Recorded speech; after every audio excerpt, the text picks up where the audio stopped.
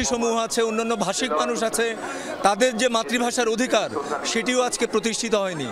সুতরাং ৭১-এর পথ ধরে শোষণ এবং বৈষম্যহীন সমাজ এবং রাষ্ট্র প্রতিষ্ঠা করবার জন্য ২৪-এর যে অঙ্গীকার, সেই অঙ্গীকারকে ধারণ করে একটা বৈষম্যহীন সমাজ আমরা গড়ে। আমরা ন্যায় বিচার, আইনের শাসন, বিচার বিভাগের স্বাধীনতা, এগুলো তো হচ্ছে এক একটা স্তম্ভ।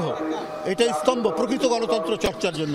আমরা সেই বিষয়গুলো আপনার চর্চিত হবে, সেই বিষয়গুলো প্রতিষ্ঠিত হবে।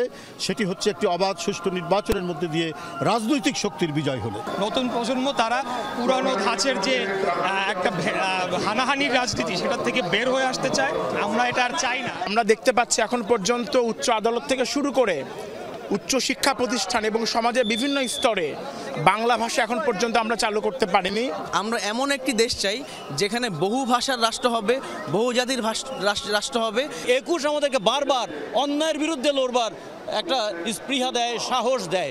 এবারও জুলাই অভ্যুত্থানের পিছনে আমরা যখন দেশের গান গিয়েছি, আমরা যখন শপথ নিয়েছি, আমরা যখন ঐক্যবদ্ধ হয়েছি শহীদ মিনারে, তখন ২১ আমাদের পেছন থেকে সামনে এগিয়ে যাওয়ার একটা প্রেরণা দিয়েছিল।